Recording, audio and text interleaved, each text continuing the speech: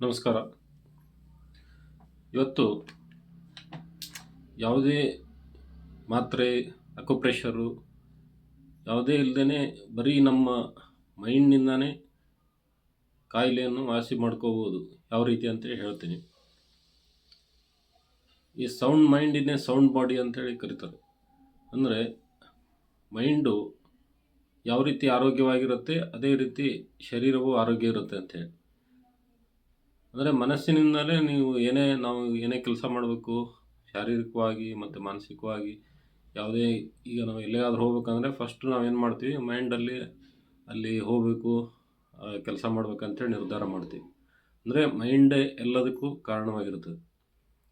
ಇವಾಗ modern science ಕೂಡ ಹೇಳುತ್ತೆ 90% ಎಲ್ಲ ರೋಗಗಳಿಗೆ ಮೈಂಡೇ ಕಾರಣ ಅಂಥೇಳಿ. ಸೈಕೋಸೊಮ್ಯಾಟಿಕ್ ಡಿಸೀಸ್ ಅಂತೇಳಿ ಕರೀತಾರೆ. ಅದೇ ರೀತಿ ಮೈಂಡಿನಿಂದ ಪ್ರತಿಯೊಂದು ಸಾಧ್ಯ ಇದೆ. ಆ ಮೈಂಡಿಂದ ಕಾಯಿಲೆನೂ ಸಹ ವಾಸಿ ಮಾಡ್ಕೋಬೋದು. ಯಾವ ರೀತಿ ಅಂದರೆ, ಈಗ ಸಪೋಸ್ ನಿಮ್ಗೆ ಏನಾದರೂ ಕೈ ನೋಯ್ತಾ ಇದೆ ಅಂದ್ಕೊಳ್ಳಿ. ಅವಾಗ ಏನು ಮಾಡ್ಬೇಕು, ನೀವು ಜಸ್ಟ್ ರಿಲ್ಯಾಕ್ಸ್ ಆಗಿ ಸ್ವಲ್ಪ ಕಣ್ಣು ಮುಚ್ಚಿಕೊಂಡು ಮೈಂಡಲ್ಲಿ ಯಾವುದೇ ರೀತಿ ಆಲೋಚನೆಗಳಿಲ್ಲದಂಗೆ ಬ್ಲ್ಯಾಂಕ್ ಆಗಿ, ಪೂರ್ತಿ ಖಾಲಿಯಾಗಿ, ಅಂದರೆ ಜೀರೋ ಸ್ಟೇಟಿಗೆ ಹೋಗಬೇಕು. ಮೈಂಡಲ್ಲಿ ಬೇರೆ ಯಾವುದೋ ಆಲೋಚನೆಗಳಿಲ್ಲ, ಏನೂ ಇಲ್ಲ. ಆಮೇಲೆ ನಿಮ್ಮ ಯಾವ ಕೈ ನೋಯ್ತಾ ಇದೆ ನೋಡಿ, ಆ ನೋವಿರೋ ಕೈಯನ್ನು ಮರೆತು ಇನ್ನೊಂದು ಕೈಯನ್ನು ನೆನಪಿಸಿಕೊಳ್ಳಿ. ಆ ಇನ್ನೊಂದು ಕೈಯಲ್ಲಿ ಏನಿದೆ, ರಿಲ್ಯಾಕ್ಸೇಷನ್ ಇದೆ, ಯಾವುದೇ ಥರ ನೋವಿಲ್ಲ. ಅದೇ ರೀತಿ ಈಗ ನೋವಿರೋ ಕೈನಲ್ಲೂ ಸಹ ನಿಮಗೆ ನೋವಿಲ್ಲ. ಆ ರೀತಿ ಫೀಲ್ ಮಾಡ್ಕೊಳ್ಳಿ. ನೋವಿಲ್ಲ, ಸ್ವಲ್ಪನೂ ನೋವಿಲ್ಲ, ಪೂರ್ತಿ ವಾಸಿಯಾಗಿದೆ, ನನ್ನ ಕೈ ಆರೋಗ್ಯವಾಗಿದೆ. ಈ ಥರ ಫೀಲ್ ಮಾಡಿಕೊಂಡು ಮತ್ತೆ ನಿಧಾನಕ್ಕೆ ನೀವು ಶೂನ್ಯ ಸ್ಥಿತಿಯಿಂದ ಮತ್ತೆ ಹೊರಗಡೆ ಬಂದು ಕಣ್ಣು ತೆಗೀರಿ. ಈ ರೀತಿ ನೀವು ಮಾಡಿದಾಗ ಆಟೋಮೆಟಿಕ್ಕಾಗಿ ನಿಮಗೆ ನೋವು ನಿವಾರಣೆ ಆಗುತ್ತೆ. ಅದೇ ರೀತಿ ನಿಮಗೆ ಬೇರೆ ಏನಾದರೂ ನೆಗಡಿ ಆಗಿರ್ಬೋದು, ಕಫ ಆಗಿರ್ಬೋದು, ಅಥವಾ ಫೀವರ್ ಆಗಿರ್ಬೋದು, ಏನೇ ಆಗಿದ್ದರೂ ಸಹ ಇದೇ ರೀತಿ ನೀವು ಮಾಡ್ಬೋದು.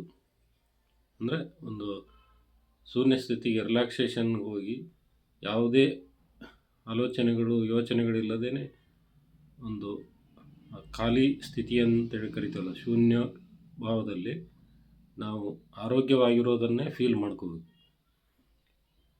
ಇವಾಗ ಪದೇ ಪದೇ ಈಗ ಏನಾದರೂ ಮುಖಕ್ಕೆ ಒಂದು ಕಲೆ ಆಗಿದೆ ಅಂದರೆ, ಆ ಕಲೆನೇ ನೀವು ಈ ಕಲೆ ಆಗಿದೆ ಅಂತೇಳಿ ಅದನ್ನೇ ನೀವು ಥಿಂಕ್ ಮಾಡ್ತಾಯಿದ್ರಿ, ಯೋಚನೆ ಮಾಡ್ತಾಯಿದ್ರು ಅಂದರೆ ಯದ್ಭಾವಂ ತದ್ಭವತಿ ಅಂಥೇಳಿ ಹೇಳ್ತಾರೆ. ಶ್ರೀಕೃಷ್ಣ ಪರಮಾತ್ಮನೇ ಹೇಳಿದ್ದಾನೆ. ಅಂದರೆ ನಿಮ್ಮ ಭಾವನೆಗಳು ಯಾವ ರೀತಿ ಇರ್ತವೆ ಅದೇ ರೀತಿ ಆಗುತ್ತೆ ಅಂಥೇಳಿ.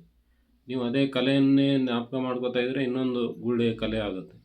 ಈ ರೀತಿ ನಮ್ಮ ಮೈಂಡ್ ನಾವು ಯಾವ ರೀತಿ ಆಲೋಚನೆ ಮಾಡ್ತೀವಿ ಆ ರೀತಿ ನಮ್ಮ ಶರೀರದಲ್ಲಿ ಚೇಂಜಸ್ ಆಗ್ತಿರ್ತದೆ.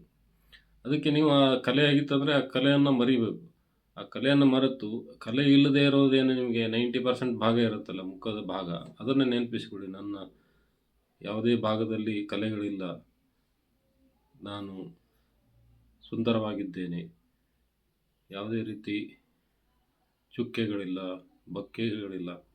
ಈ ರೀತಿ ನೀವು ಕಲ್ಪನೆ ಮಾಡಿಕೊಂಡು ಆ ಜೀರೋ ಸ್ಟೇಟಿಗೆ ಹೋಗಿ ಒಂದು ಒಳ್ಳೆಯ ಆಲೋಚನೆಗಳನ್ನೇ ನೀವು ಥಿಂಕ್ ಮಾಡ್ತಾ ಇದ್ದರೆ ಅದೇ ರೀತಿ ನಮ್ಮ ಶರೀರದಲ್ಲಿ ಕೂಡ ಬದಲಾವಣೆ ಆಗುತ್ತೆ. ಇದು ಸುಲಭ ವಿಧಾನ, ನಿಮಗೆ ಯಾವುದೇ ಚಿಕಿತ್ಸೆ ಇಲ್ಲದೇ ಮಾಡಿಕೊಳ್ಳೋ ವಿಧಾನ. ಧನ್ಯವಾದಗಳು.